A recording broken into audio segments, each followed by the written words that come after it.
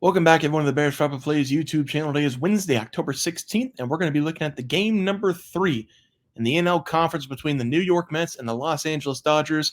The Mets were able to take a game on the road. They kind of control home field advantage now. They could wrap up this series in 3 straight games at home. I love everything about this series so far. It's very entertaining to watch. I'll have my best game pick and my 2 best player props for that game. Let's take a look at our Tuesday recap before we get into those games between the Yankees and the Guardians. Game is started. Yankees first 5 minus half. They're currently up 3-0 in the top of the 5th, runner on first base. So it's looking really good. We just can't allow any. I guess we can allow 2 runs in the first inning, but Garrett Cole, we have the under 1.5 runs. So he has been pitching well. He got himself out of a huge jam in the 4th inning.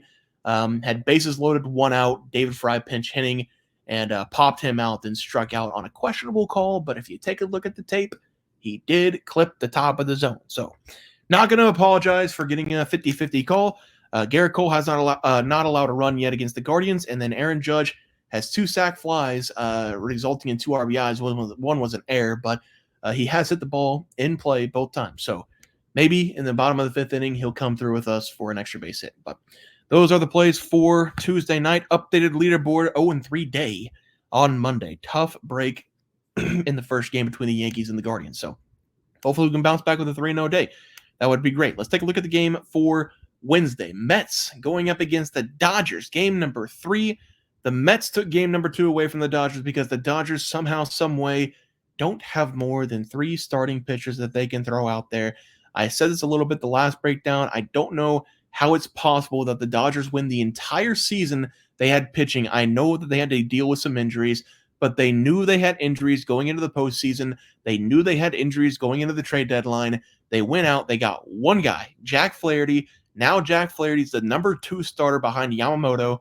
The third guy is Walker Buehler, and this guy has stunk for the last 3 seasons. So I'm not entirely sure what the management for the Dodgers is thinking. I know everything costs money, and I know everything is not up to their control, like the injuries happen. I understand that. But you have to have more than 3 starting pitchers if you're going to be the best team in the NL Conference. Regular season, postseason, doesn't matter. This is a 7-game series. You got to have some starting pitching. They had the bullpen day on the 2nd game. They got smacked. Now they're going to go with Walker Buehler. They're not going to win this game either. I'm taking the Mets here on the money line. I'm taking the Mets here, team total over 4.5 runs as the 2 plays. They have Luis Severino on the mound. Not the best arm in the world, but he's better than what the Dodgers are going to be throwing out in this game. Look at the numbers for Severino. He's been able to give the Mets 6+ innings in 6 of the last 7 games that he's been in. The only problem is he's also given up 3+ runs in 5 of those 7 games. So I do think the Dodgers will most likely put up a couple runs on the mound. He really hasn't pitched well since the early stages of September. So he's probably going to give up a couple runs, but I just don't think it's going to matter because the Mets, they should be able to hammer Walker Buehler. I know that Walker Buehler was a good arm back in 2021, but he hasn't been good since that season in 2021. In 2022, he had a 4.02 ERA, had a ton of run support, which is why he was able to have a winning record that season. He only was in 12 games that year. 2023, didn't pitch due to injury. 2024, he's been in 16 games in the regular season. He gave up 45 runs, 5.38 ERA, 1.55 whip, 1 win, 6 losses on the season for one of the most productive teams in baseball scoring runs. He did have a good game against the Padres right before the postseason, giving up 1 run. But in the postseason, he gave up 6 runs to the same team in the 2nd inning alone. I will give him just a small amount of credit. He found a way to settle himself down against the Padres in the first game. He went 5 innings, but he still gave up 6 runs. He can't be trusted in this game. So I'm going to take the Mets on the money line and the Mets team total over 3.5, play it up to 4.5, depending on what it comes out at as the play there. Let's go over to the best batting prop of the day. For the best batting prop of the day, the leadoff man, Francisco Lindor of the Mets, over 1.5 bases against the Dodgers. I've already broken down the numbers a little bit for Walker Buehler, so I'm really just going to talk about the pitches that we're going to see in this game out of him. The player props, they're going to be a little bit shorter breakdowns because it's just one game. There's only so many things I can say without just repeating myself over and over and over. You guys know these teams. You guys know these players. We've been watching baseball now for over 180+ games. We're in the postseason now. You guys know exactly what these teams do, what these players can do day in and day out. I don't need to sit here and tell you, oh, Francisco Lindor, he's one of the best players in baseball. He's one of the best players of the Mets. He's really good at hitting. He's a really good fielder. He won the MVP if there wasn't a lot of good players in the NL. I don't need to say that. You guys know that. What you might not know is the pitches that Walker Buehler is going to be throwing in this game. And that I can tell you. We're going to see fastball, cutter, and knuckle curve a lot. About 70% of the time in this game. Francisco Lindor this season does not have any action going up against the knuckle curve. I'm not entirely sure how much Walker's going to be throwing it in this game. He didn't use a ton against the Padres. I will say he does have a really good run value going up against the fastball and the sinker.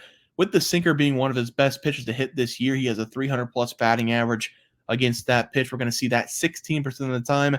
And the fastball has been good all season long. 259 batting average for that one. He does have a 277 batting average going up against right-handed pitching as well this season with 51 extra base hits. So I do think he's going to get the job done, mainly because I don't think Walker Buehler is a very good arm. I think he's going to get easily an extra base hit in this game. I'm going to take his over 1.5 bases for the leadoff man. And for the pitching prop tonight, I've talked a lot about him already. I might sound like an idiot after this game because I've said everything horrible about Walker Buehler.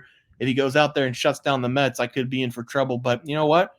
That's what I signed up for. That's why I make these videos. If you don't stand for anything, if you don't stand on the hill shouting at the top of your lungs on a take that you think is right, then what the hell are we even doing here? There are certain things in sports that you need to say it with your chest. Mean every word that you say and live with the consequences, good or bad. And Walker Buehler is one of those takes that I think he is absolutely washed up. I have that take with Will Howard.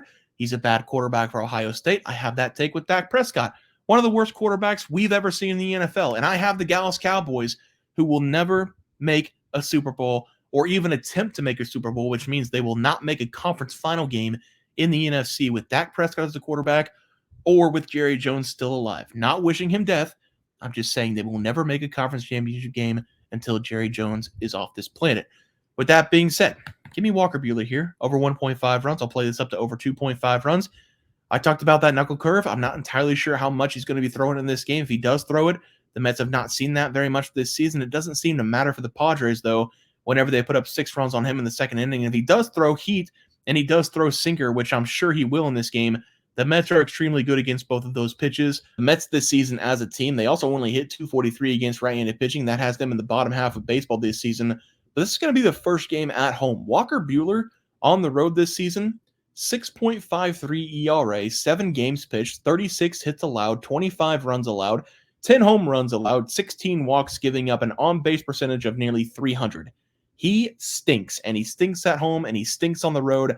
I expect a crowd to give the Mets some energy as well. I expect Walker Buehler to be serving up meatballs all game long. Give me the over 1.5 runs, potentially over 2.5 runs as the play there. Let's take a look at the recap graphic. Mets team total over 3.5 or 4.5, depending on what it comes out. Add Mets money line there as the play minus 110 as well. Francisco Lindor over 1.5 bases going up against the Dodgers, and then Walker Buehler over 1.5 bases going up against the New York Mets. Guys, it's going to do it for the MLB picks and props for Wednesday, October 16th slated games. If you guys enjoyed the content, please sure to drop a like on this video and subscribe to the channel below. See you guys next video, and thanks for watching.